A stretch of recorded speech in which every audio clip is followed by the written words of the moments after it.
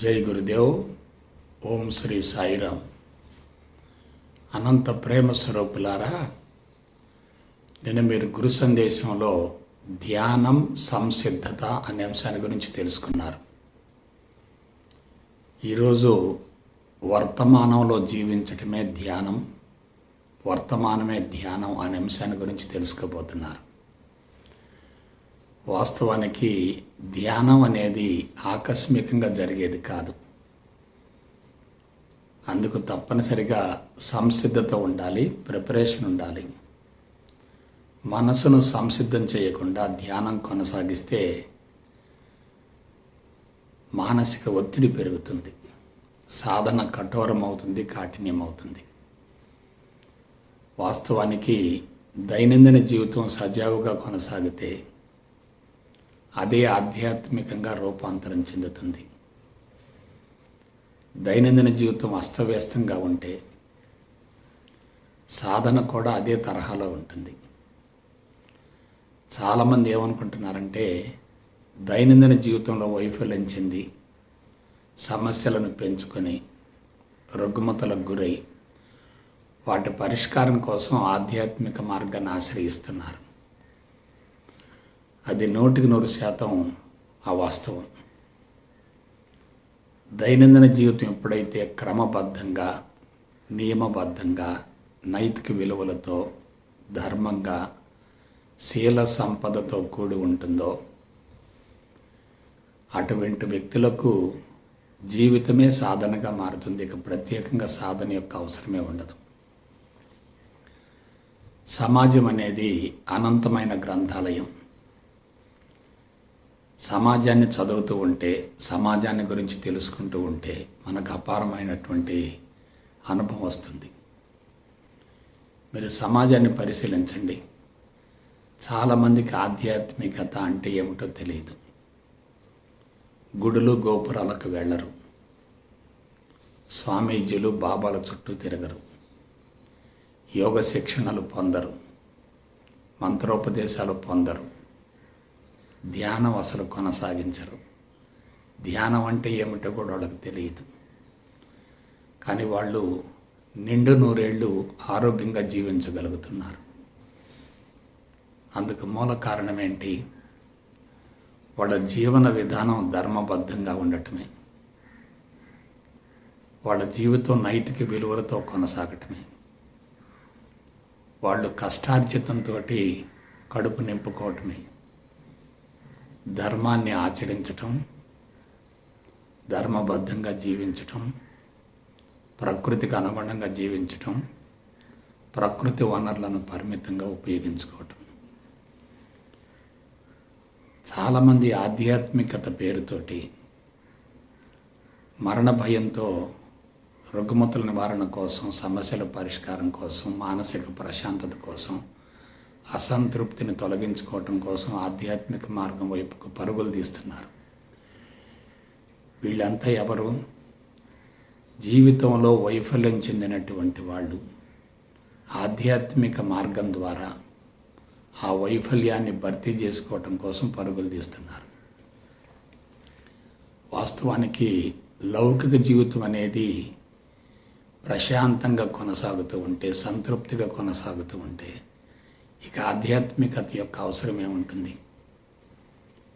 అయితే మరి ఆధ్యాత్మికత అనేది ఎందుకు వెలుగులోకి వచ్చింది? అందుకు మూల కారణం ఏంటి? దీనిని గురించి మనం స్పష్టంగా తెలుసుకోవాలి. ఆధ్యాత్మికత అంటే నీ గురించి నువ్వు తెలుసుకోవటమే, నీలోనికి నువ్వు పయనించటమే, నీ అంతరంగాన్ని సమూలంగా శుద్ధిగా ఉంచుకోవటమే, నీ లోపాలను సవరించుకోవటమే, నీ బలహీనతలను తొలగించుకోవటమే.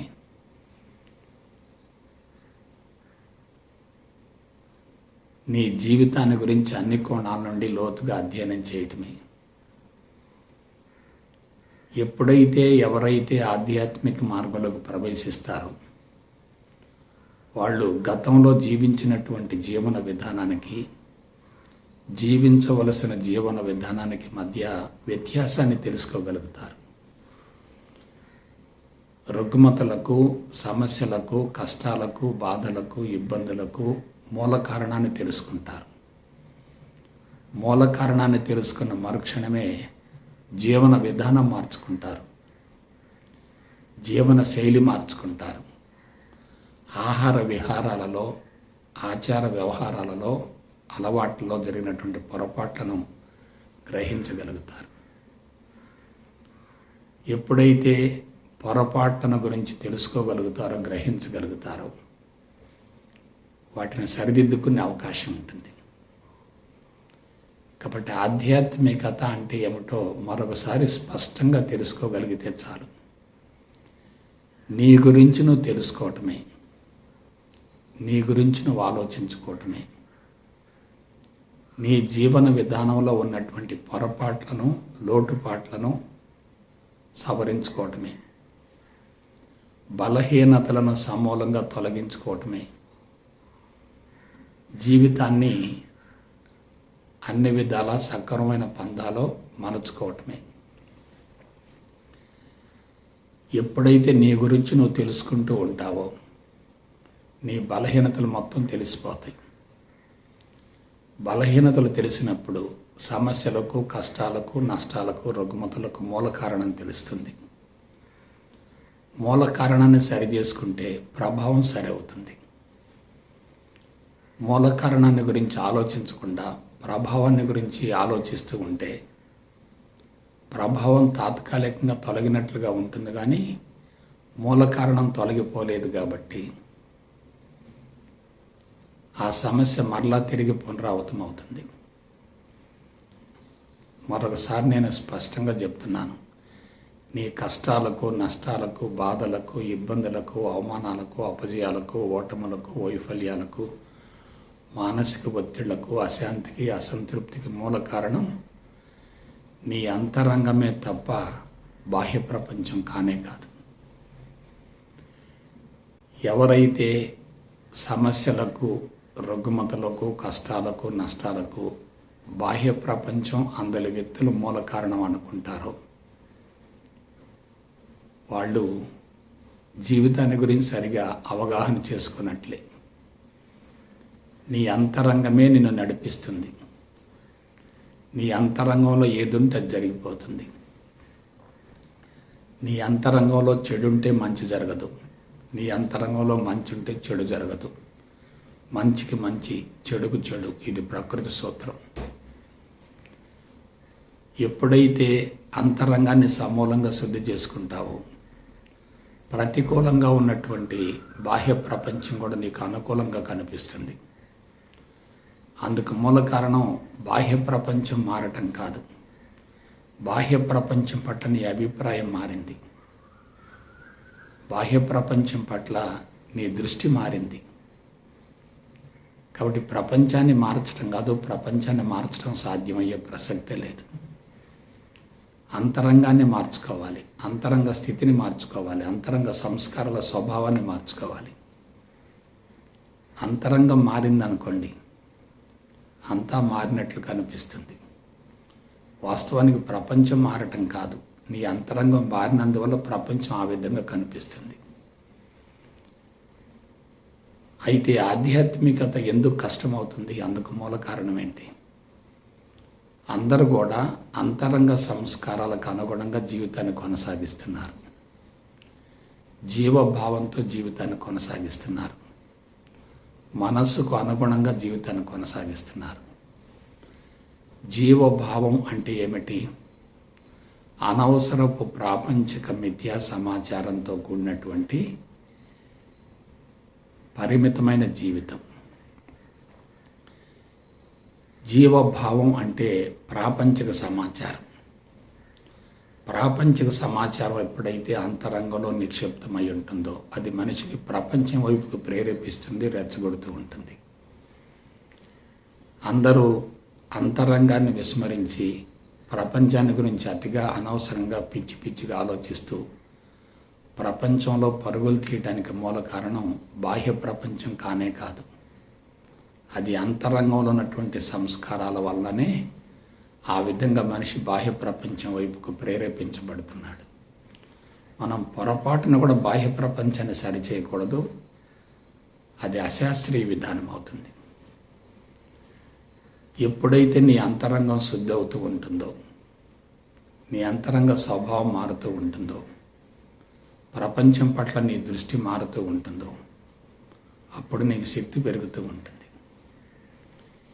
ఇప్పటి వరకు నీ జీవితంలో సంభవించినటువంటి అన్ని రకాల అపశృతులకు మూల కారణం బాహ్య ప్రపంచం అందరి వ్యక్తులు కానే కాదు.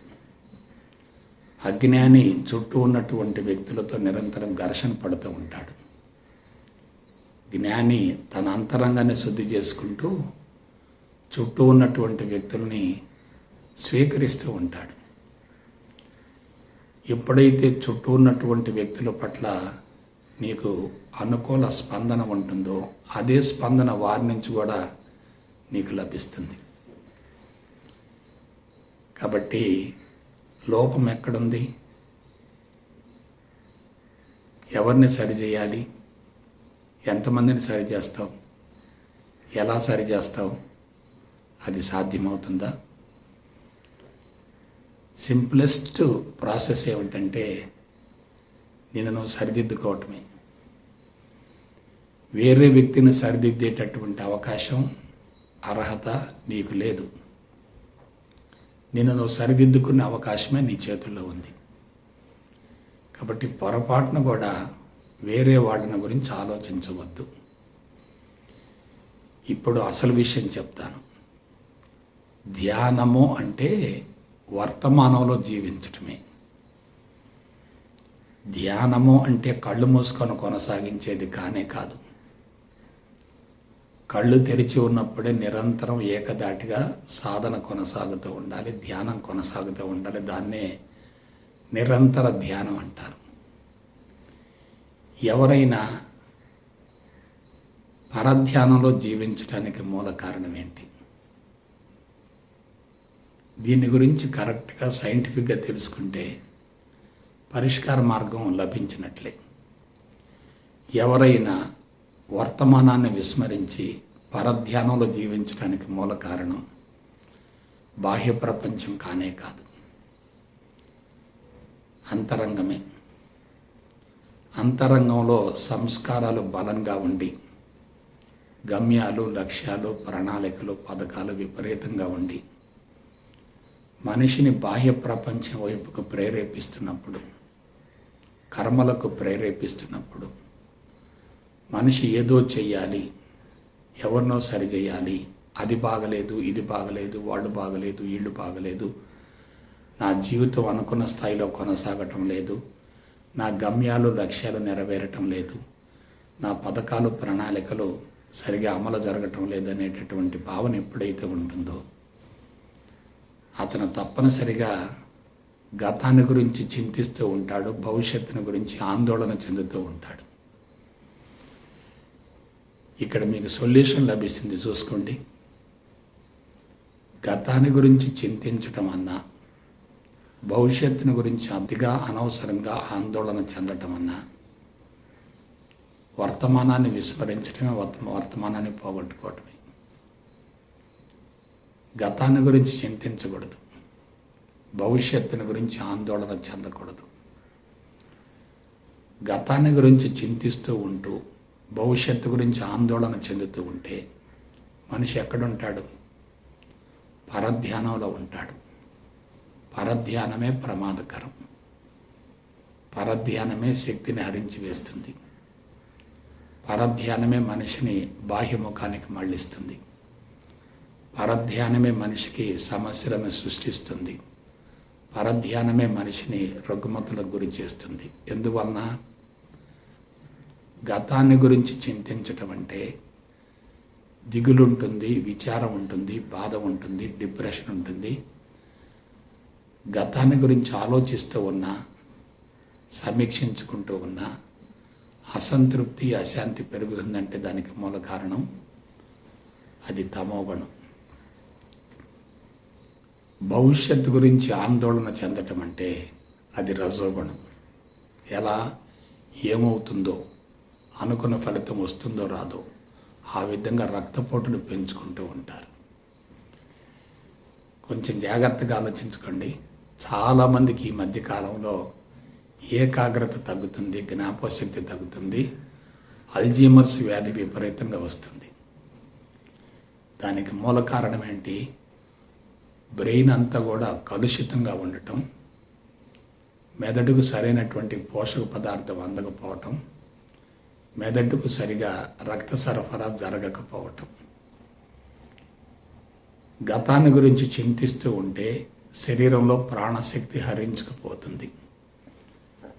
భవిష్యత్తు గురించి ఆందోళన చెందుతూ ఉంటే రక్తపోటు పెరుగుతుంది, ప్రాణశక్తి అస్తవ్యస్తంగా ప్రవహిస్తూ ఉంటుంది.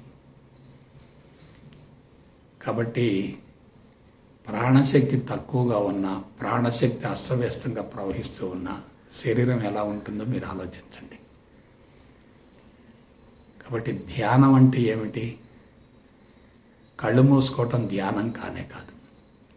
కళ్ళు మూసుకొని నిద్రపోతున్నా, గతాన్ని గురించి చింతిస్తున్నా, భవిష్యత్తు గురించి ఆందోళన చెందుతున్నా అది పరధ్యానమే కదా. కొంతమంది కళ్ళు మూసుకోగానే భవిష్యత్తులో చేయవలసినటువంటి కార్యక్రమాలు మొత్తం సీరియల్గా గుర్తుకొస్తూ ఉంటాయి.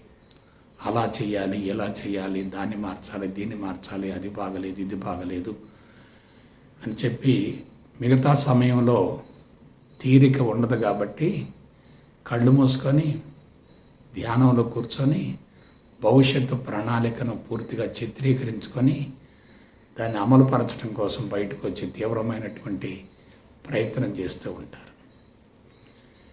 అది ఎంత ప్రమాదకరమో మీరు ఆలోచించండి. అందుకే ఆధ్యాత్మిక మార్గంలోకి ప్రవేశించిన తర్వాత చాలామంది యొక్క ముఖంలో కళ్ళ దప్పుతుంది. అందుకు మూల కారణం ఏంటి? వాళ్ళు తమను గురించి ఆలోచించుకోవట్లేదు, ప్రపంచాన్ని గురించి ఆలోచిస్తున్నారు, ప్రపంచాన్ని మార్చాలనుకుంటున్నారు. ఆధ్యాత్మిక మార్గమే ప్రపంచానికి పరిష్కారం అనుకుంటున్నారు. అది 100% అవాస్తవం. ఆధ్యాత్మిక మార్గం ఒక్కటే ప్రపంచానికి పరిష్కారం కానే కాదు.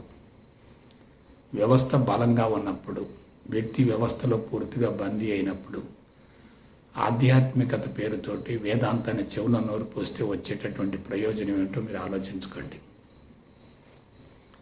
ఆధ్యాత్మికత అనేది అనేక అంశాలలో ఇదొక భాగమే తప్ప ఇదొక్కటే పరిపూర్ణం కాదు, ఇదొక్కటే పరిష్కారాన్ని ఇచ్చే ప్రసక్తే లేదు.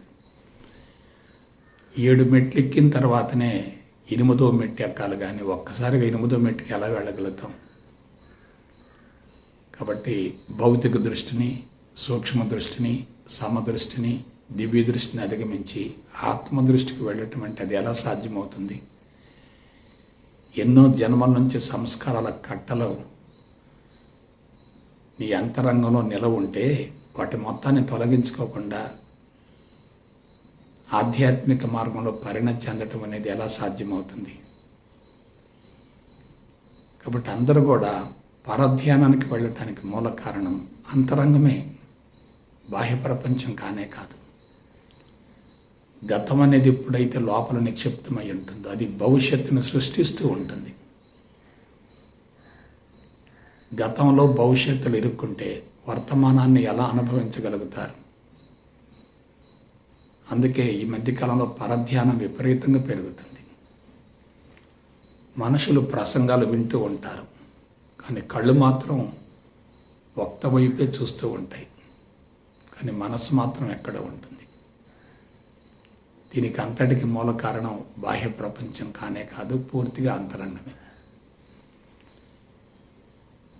ఈ ప్రపంచం మొత్తంలో మనిషి అతి సులభంగా జీవించడానికి ఒకే ఒక చక్కని రాచబాట తన అంతరంగాన్ని తాను శుద్ధి చేసుకోవటమే. బాహ్య ప్రపంచాన్ని శుద్ధి చేయటం కానే కాదు. బాహ్య ప్రపంచాన్ని శుద్ధి చేయటం అంటే ఒక రకంగా పరధ్యానాన్ని పెంచుకోవటమే. కాబట్టి అంతరంగ శుద్ధి జరుగుతూ ఉంటే బాహ్య ప్రపంచం కూడా మనకు అనుకూలంగా ఉన్నట్లు కనపడుతుంది. దాన్ని శుద్ధి చేయవలసినటువంటి అవసరం లేదు అనే విషయం అనుభవంలోకి వస్తుంది. ఎవరైనా అంతరంగ శుద్ధి మీద దృష్టిని కేంద్రీకరించకుండా బాహ్య ప్రపంచాన్ని గురించి అతిగా అనవసరంగా విపరీతంగా ఆలోచిస్తున్నారంటే అందుకు మూల కారణం బాహ్య ప్రపంచం కానే కాదు.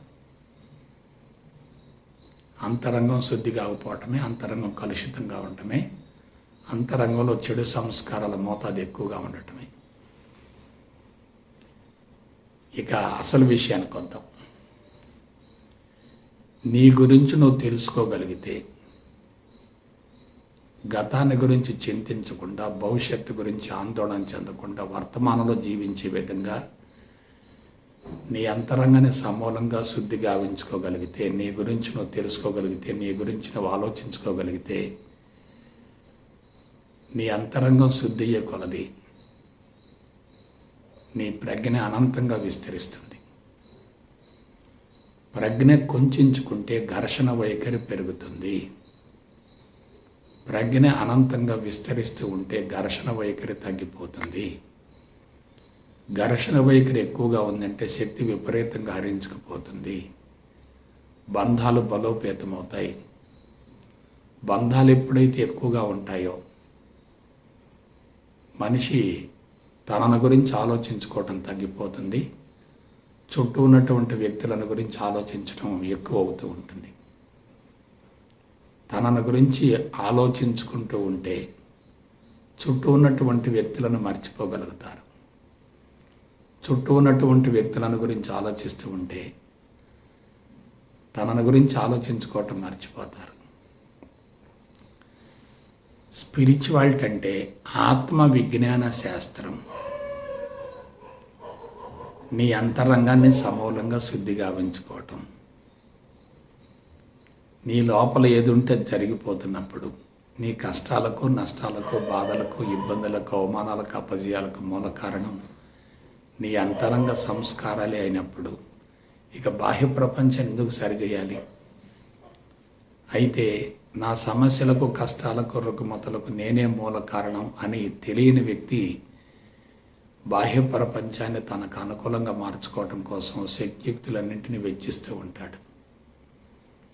అలా కాకుండా నేనే బాధ్యుడను, అన్నింటికి నేనే బాధ్యత వహిస్తాను అనే భావన ఎప్పుడైతే ఉంటుందో అప్పుడు తన లోపాలను తాను సరిచేసుకునే ప్రయత్నం చేస్తాడు. నీలో ఉన్నటువంటి సంస్కారాల మూట ఈ జన్మకు సంబంధించింది కాదు. కొన్ని జన్మల నుంచి రుచులు, అభిరుచులు, సిద్ధాంతాలు, అభిప్రాయాలు, భావాలు, అలవాట్లు, ఆహార విహారాలు నీ అంతరంగంలో సంస్కారాల రూపంలో నిక్షిప్తమై ఉన్నాయి. వాటిని మార్చుకోకుండా, దైనందిన జీవితాన్ని క్రమబద్ధీకరించకుండా ఆధ్యాత్మిక మార్గంలో పరిణతి చెందటం సాధ్యమయ్యే ప్రసక్తే లేదు. వర్తమానంలో జీవించే వ్యక్తి శక్తిని విపరీతంగా పొందుతూ ఉంటాడు.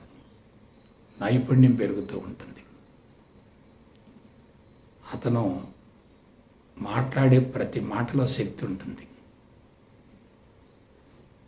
శక్తిని సద్వినియోగపరుచుకుంటూ ఉంటాడు. అదే పరధ్యానంలో జీవించే వ్యక్తిని గమనించండి, శక్తిని దుర్వినియోగపరుచుకుంటూ ఉంటాడు. శక్తిని విపరీతంగా కోల్పోతూ ఉంటాడు. ఎప్పుడైతే శక్తి హరించుకుపోతూ ఉంటుందో గతాన్ని గురించినటువంటి చింత కానీ, భవిష్యత్తును గురించినటువంటి ఆందోళన కానీ ఉంటుంది. అభద్రతా భావం ఉంటుంది. తన జీవితాన్ని గురించి, కుటుంబాన్ని గురించి ఆందోళన చెందుతూ ఉంటాడు. కాబట్టి ఫస్ట్ థింగ్ చెప్తున్నాను, నీ గురించి నువ్వు తెలుసుకున్న మరుక్షణమే అందరి గురించి, అన్నింటిని గురించి తెలిసిపోతుంది. ఎలా?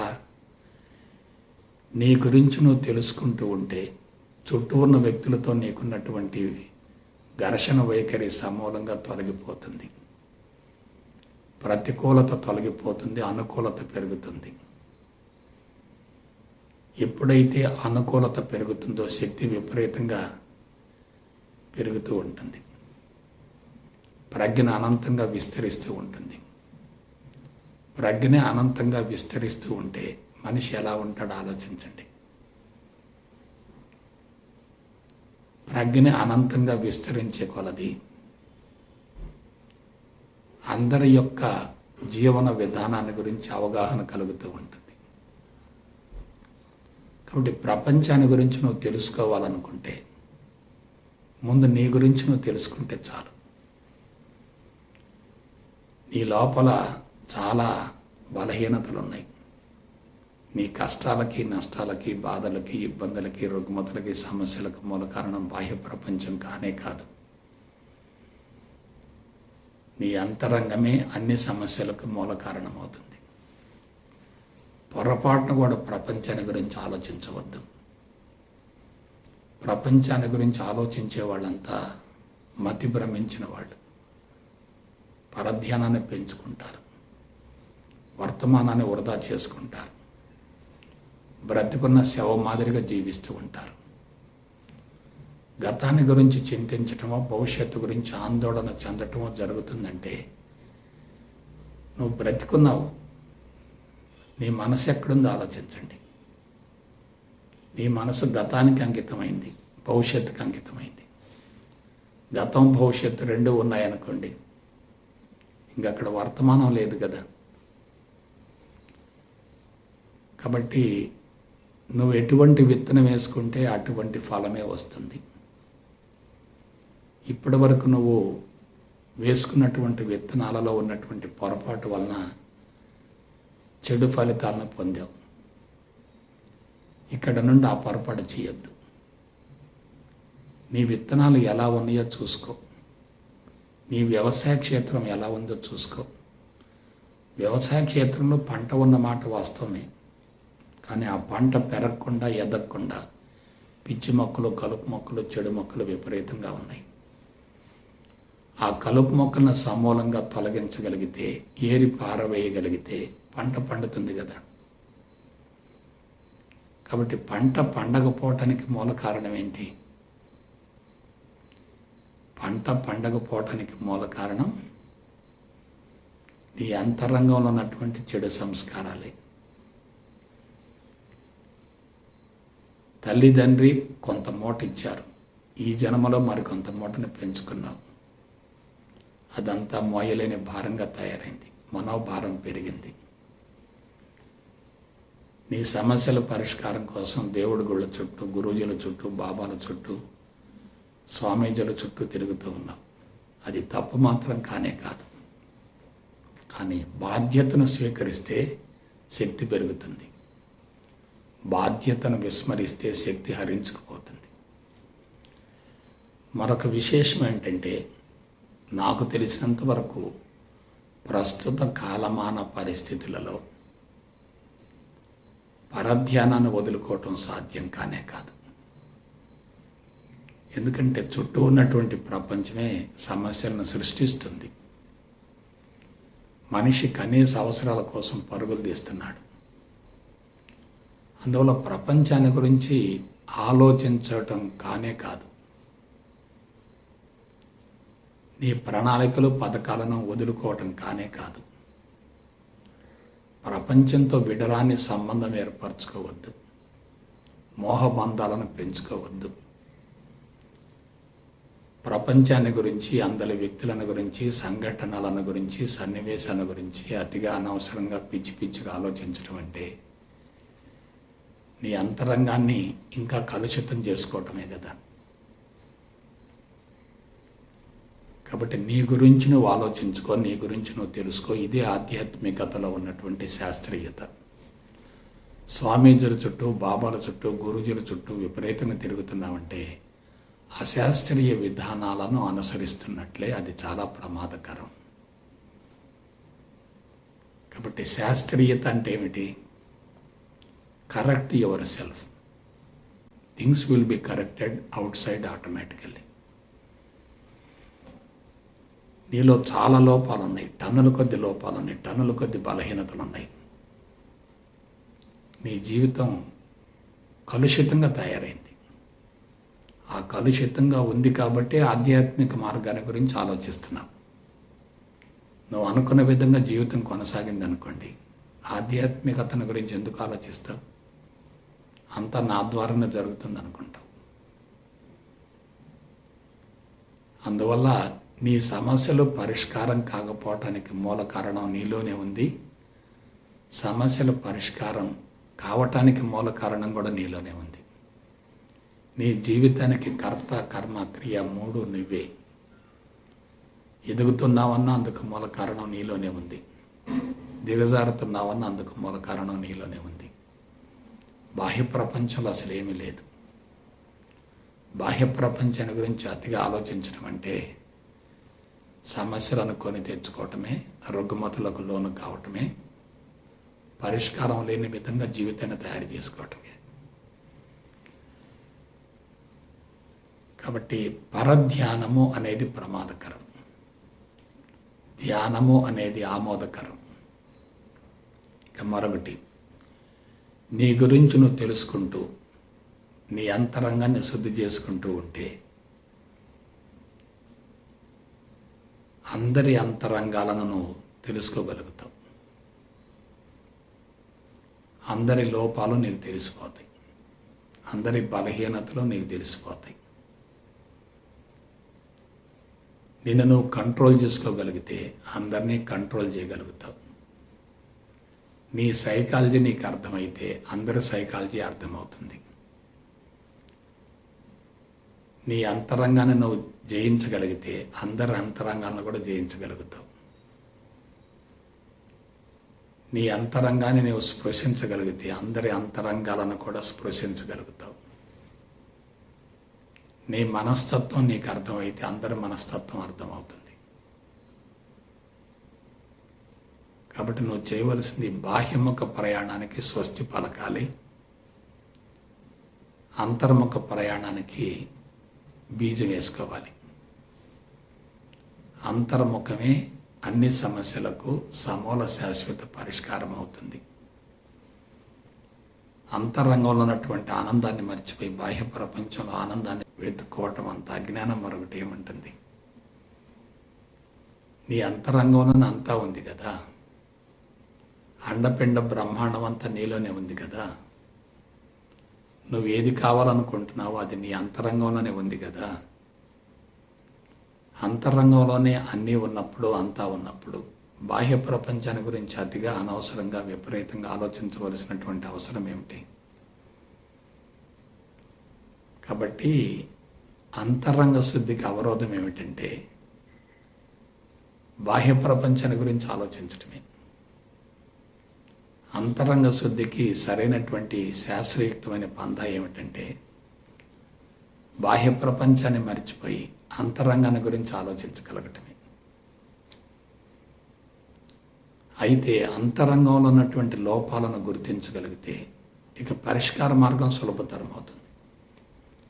లోపాలను గుర్తించకుండా బాహ్య ప్రపంచాన్ని గురించి ఆలోచిస్తూ ఉంటే ఆ లోపాలు ఇంకా పెరుగుతూ ఉంటాయి, బలోపేతం అవుతూ ఉంటాయి. అందువల్ల ధ్యానం అంటే కళ్ళు మూసుకొని కొనసాగించేది కానే కాదు. జీవితాన్నే ధ్యానంగా మార్చుకోవాలి, జీవితాన్నే సాధనగా మార్చుకోవాలి. వర్తమానంలో జీవించడమే సాధనగా మారాలి. పరధ్యానం పూర్తిగా పోవాలి. కళ్ళు మూసుకున్నప్పుడు ఎన్నో రకాల ఆలోచనలు వస్తూ ఉంటాయి. అవన్నీ కూడా జీవుడిని శుద్ధి చేస్తున్నాయని తెలుసుకోండి. నెగటివ్ ఎక్కువగా వస్తుంది. నీకు వ్యతిరేకమైనటువంటి ఆలోచనలు విపరీతంగా వస్తూ ఉంటాయి. అవేమీ తప్పు మాత్రం కాదు, నీలో ఉన్నదే బయటకు వస్తుంది. బయటికి వెళ్ళే దాన్ని ఎందుకు నొక్కి పట్టాలి? ఎందుకు అణిచివేయాలి? ఎందుకు తిరస్కరించాలి? ఎందుకు వద్దనుకోవాలి? ఇంట్లో ఉన్న కసువు అంతా ఊడ్చి బయట పారేయాలి కదా. అలాగే నీ అంతరంగం అంతా శుద్ధి కావాలి కదా. నువ్వు కళ్ళు తెరిచి బాహ్య ప్రపంచాన్ని చూస్తూ ఉంటే నీ అంతరంగాన్ని ఎప్పుడు శుద్ధి చేసుకుంటావు? అందువల్ల కొద్దిసేపు బాహ్య ప్రపంచాన్ని మర్చిపోయి కళ్ళు మూసుకొని కూర్చొని చైతన్యవంతంగా, చురుకుగా, సంపూర్ణ గమనంలో ఉండగలిగితే, శరీరము మెడ తల నిటారుగా ఉంచుకోగలిగితే, శరీరాన్ని పూర్తిగా చైతన్యవంతంగా ఉంచగలిగితే అంతరంగం నుండి ఆలోచనలు కుప్పలు కుప్పలుగా, కట్టలు కట్టలుగా, తెరల తెరలుగా వస్తూ ఉంటాయి. అవి మంచి కావచ్చు, చెడు కావచ్చు, లాభం కావచ్చు, నష్టం కావచ్చు, విజయం కావచ్చు, అపజయం కావచ్చు, ఓటమి కావచ్చు, గెలుపు కావచ్చు, ఏదైనా కావచ్చు. అదంతా నీకు సంబంధించిందే కదా. జీవుణ్ణి శుద్ధి చేసుకోవాలంటే ఆలోచనలను బయటికి అనుమతించాలి, ఆలోచనలను అంగీకరించాలి. అంగీకరించటమే స్వేచ్ఛ. వ్యతిరేకించడమే బంధం. ఎప్పుడైతే అంతరంగాన్ని శుద్ధి చేసుకుంటూ ఉంటావో, బాహ్య ప్రపంచాల గురించి ఆలోచించడం తగ్గిపోతుంది. బాహ్య ప్రపంచాన్ని గురించి అతిగా ఆలోచించడం మొదలుపెట్టామంటే అంతరంగ శుద్ధి మీద దృష్టి ఉండదు. చాలామంది సాధన చేయటానికి ఎందుకు ఇష్టపడటం లేదంటే, బాహ్య ప్రపంచం వాళ్ళని ఆ విధంగా సాధన నుండి వ్యతిరేకిస్తూ ఉంటుంది. బాహ్య ప్రపంచంలో ఉన్నటువంటి కార్యక్రమాలు మనిషిని సాధన వైపుకు మళ్ళకుండా నిరోధిస్తూ ఉంటాయి. అందువల్ల పొరపాటును కూడా బాహ్య ప్రపంచాన్ని గురించి ఆలోచించకూడదు.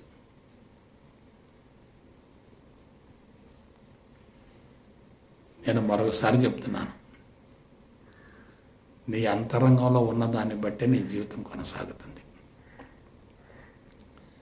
నీ అంతరంగంలో ఉత్తమ సంస్కారాలుంటే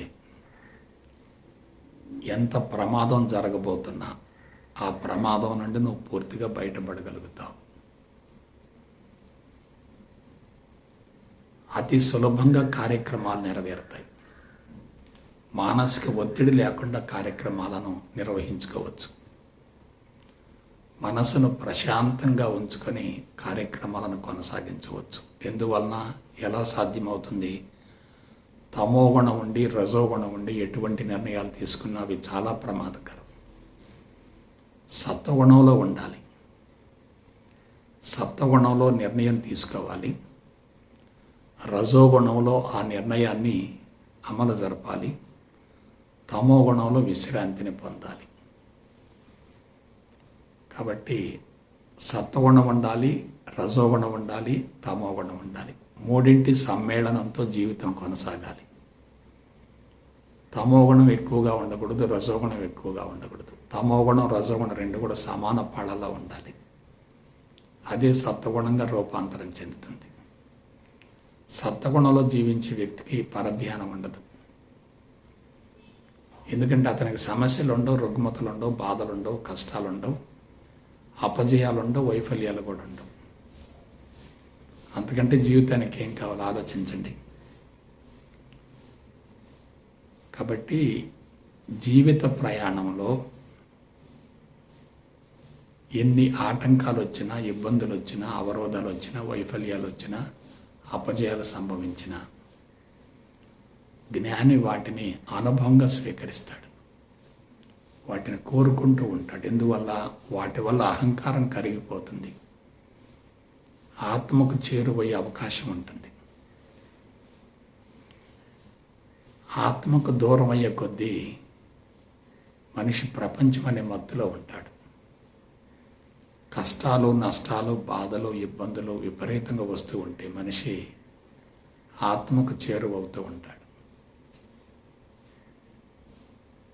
కాబట్టి పరివర్తన, పశ్చాత్తాపం కలగాలంటే, జీవిత సత్యాలు తెలియాలంటే, జీవితం స్వచ్ఛంగా తయారు కావాలంటే, జీవిత పరమార్థాన్ని గురించి తెలుసుకోవాలంటే తప్పనిసరిగా కష్టాలు, నష్టాలు, బాధలు, ఇబ్బందులు వస్తూ ఉండాలి. కానీ వాటిని కష్టంగా భావించకూడదు, అదృష్టంగా భావించాలి. ప్రతి సంఘటన ద్వారా ఎంతో కొంత అనుభవం వస్తుంది. ఆ అనుభవం మనిషిని అంతర్ముఖానికి మళ్లిస్తుంది. నీ జీవితం ఎప్పుడైతే కొన్ని వందల వేల లక్షల మందికి మార్గదర్శకం అవుతుందో అదే నీకు సాధన అవుతుంది. ఇక ప్రత్యేకంగా సాధన యొక్క అవసరమే ఉండదు. ప్రపంచ సమస్యల్ని పరిష్కరించగలిగితే నీ సమస్యలు పెద్ద లెక్కేమి కావు కదా. ప్రపంచంలో ఎక్కువ మందికి ఉపయోగపడితే ప్రకృతి నీకు రక్షణనిస్తూ ఉంటుంది కదా. నువ్వు కుటుంబం అనే జైల్లో బంధించబడి స్వార్థంగా జీవిస్తూ, సంకుచితంగా ఆలోచిస్తూ, కావాలి అనే భావనను పెంపొందించుకొని, పరిధులు పరిమితులలో జీవిస్తూ, అహంకారాన్ని పెంచుకుంటూ, విశ్వవ్యాప్తి భావనను పోగొట్టుకుంటూ సాధన చేస్తూ ఉంటే ఎటువంటి ప్రయోజనం ఉండదు కదా. కాబట్టి సాధన ముఖ్యం కాదు. సాధనకు ముందు మెంటల్ ప్రిపరేషన్ చాలా ముఖ్యం. ఇక వర్తమానంలో జీవించే వ్యక్తి నిరంతరం శక్తిని పొందుతూ ఉంటాడు. పరధ్యానంలో జీవించే వ్యక్తి శక్తిని కోల్పోతూ ఉంటాడు. వర్తమానం అనేది ధ్యానానికి ప్రతిరూపం అవుతుంది. సంపూర్ణ గమనంలో జీవించే వ్యక్తి తన కార్యక్రమాలను, బాధ్యతలను సక్రమంగా నిర్వహించగలుగుతాడు. పరధ్యానంలో ఉన్న వ్యక్తికి తప్పులు పెరుగుతూ ఉంటాయి. ఎప్పుడైతే తప్పులు పెరుగుతూ ఉన్నాయో ఆ తప్పులు సరిదిద్దుకోవటం కోసం మరికొంత సమయాన్ని వెచ్చించవలసి వస్తుంది. తీసుకునేటటువంటి నిర్ణయాలు ప్రమాదకరంగా ఉంటాయి. ఒక తప్పుడు నిర్ణయం జరిగిందంటే దాన్ని సరిచేసుకోవటం కోసం ఈ జన్మ సరిపోదు. వాస్తవానికి ఆ తప్పుడు నిర్ణయాలకు మూల కారణం కూడా బాహ్య ప్రపంచం కాదు, అందులో వ్యక్తులు కానే కాదు, అంతరంగమే. అంతరంగంలో చెడు సంస్కారాలు ఉన్నప్పుడు నిర్ణయాలు కూడా అదే తరహాలో ఉంటాయి కదా. అంతరంగంలో ఉత్తమ సంస్కారాలు ఉన్నప్పుడు తప్పుడు నిర్ణయాలు తీసుకున్నప్పటికీ ఫలితం మాత్రం అనుకూలంగానే ఉంటుంది. ఆ నిర్ణయాలు ఆటోమేటిక్గా సరైపోతూ ఉంటాయి. చెడు సంస్కారాలు ఎక్కువగా ఉంటే మంచి నిర్ణయం తీసుకున్నాము అని అనుకుంటున్నప్పటికీ అది చెడుగా మారుతుంది. కాబట్టి దేనికైనా మూలం ఎక్కడుందంటే నీలోనే ఉంది, బయట లేనే లేదు. సక్సెస్కి ఫెయిల్యూర్కి రెండింటికి నేనే బాధ్యుడను అనుకున్న వ్యక్తి ఎప్పుడైనా ఎదుగుతాడు. సక్సెస్కి నేనే బాధ్యుడను, ఫెయిల్యూర్కి వేరే వాళ్ళు బాధ్యులు అనుకున్నప్పుడు అతను తప్పించుకుంటాడు, ఎస్కేప్ అవుతూ ఉంటాడు, ఇతరుల మీద ఆరోపణ చేస్తూ ఉంటాడు, వాళ్ళని నిందిస్తూ ఉంటాడు. ఆ విధంగా శక్తి విపరీతంగా హరించుకుపోతుంది. శక్తిని కోల్పోయే వ్యక్తి అలా ఉంటాడు, నీరసంగా ఉంటాడు, నిద్రమత్తులో ఉంటాడు, ఒత్తిడిగా ఉంటాడు, ఆందోళనగా ఉంటాడు, ప్రజా సంబంధాలకు దూరంగా ఉండాలనుకుంటాడు, ప్రపంచం నన్ను వదిలేస్తే చాలనుకుంటాడు, ఘర్షణ వైఖరితో ఉంటాడు, అందరి పట్ల వ్యతిరేకతను పెంచుకుంటాడు, వ్యతిరేకతను సృష్టించుకుంటూ ఉంటాడు. కాబట్టి ఇదంతా ఏమిటి? పరధ్యానమే కదా. సమస్యలకు మూల కారణం ఎక్కడుంది? బయట లేదు కదా. నీ అంతరంగమే సమస్యలకు మూలం కదా. కాబట్టి నువ్వేం చేయాలి? నీ అంతరంగాన్ని శుద్ధి చేసుకోవాలి, పర్సనాలిటీ పెంపొందించుకోవాలి. పర్సనాలిటీ మహోన్నతంగా ఉంటే సమస్యలన్నీ బలహీనపడుతూ ఉంటాయి. పర్సనాలిటీ బలహీనంగా ఉంటే సమస్యలన్నీ కొండల్లాగా కనపడుతూ ఉంటాయి. సో ఇదంతా అంతరంగం ద్వారానే జరుగుతుంది తప్ప బాహ్య ప్రపంచానికి అందులో ఎటువంటి ప్రమేయం లేనే లేదు. కొందరు ఏమంటారంటే, నా చుట్టూ ఉన్నటువంటి వ్యక్తులు మారితే తప్ప నాకు మనశ్శాంతి ఉండదు అనుకుంటారు. అది ఇంకా పొరపాటు. వాళ్ళ మార్పుకి నీ జీవితానికి ఎటువంటి సంబంధం లేదు. వాళ్ళు మారితే నీకు వనగొడే ప్రయోజనం లేదు, వాళ్ళు మారకపోతే నీకు వచ్చే నష్టం కూడా లేదు. వాళ్ళ జీవితం వాళ్ళకు సంబంధించి ఉంటుంది. దాన్ని మార్చే హక్కు కానీ అవసరం కానీ నీకు లేదు. నువ్వు వాళ్ళకు అనుకూలంగా మారగలిగితే వాళ్ళు నీకు అనుకూలంగా మారతారు. నువ్వు వాళ్ళ పట్ల వ్యతిరేకతను సృష్టించుకుంటూ ఉంటే వాళ్ళు కూడా వ్యతిరేకతతోనే నీ పట్ల వ్యవహరిస్తూ ఉంటారు. చర్యను బట్టే ప్రతిచర్య కదా. చర్య ఒక రకంగా, ప్రతిచర్య మరొక రకంగా ఉండదు కదా.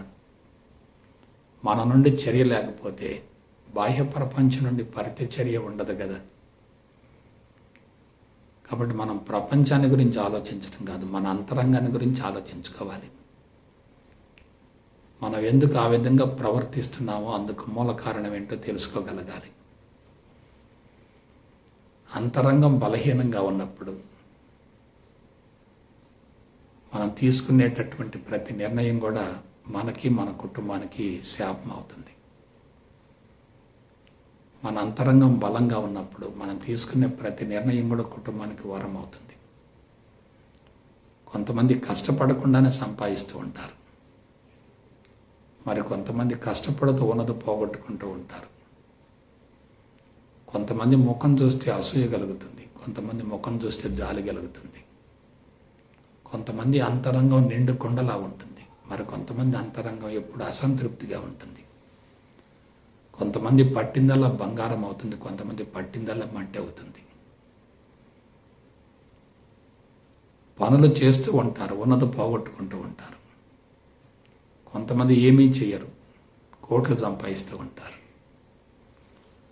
దానికి మూల కారణం ఏంటి? మెంటల్ కండిషనే, మానసిక స్థితే, అంతరంగ స్థితే, మరి ఇంకేమీ కాదు. అంతరంగ శుద్ధి జరిగితే ప్రపంచం అంతా పవిత్రంగా కనిపిస్తుంది. అంతరంగం కలుషితంగా ఉంటే పవిత్రంగా ఉన్న ప్రపంచం కూడా కలుషితంగా కనిపిస్తుంది. ప్రపంచం మారుతూ ఉంటుంది. ఆ మారుతున్న ప్రపంచానికి అనుగుణంగా నీ భావాలు కూడా మారుతూ ఉండాలి.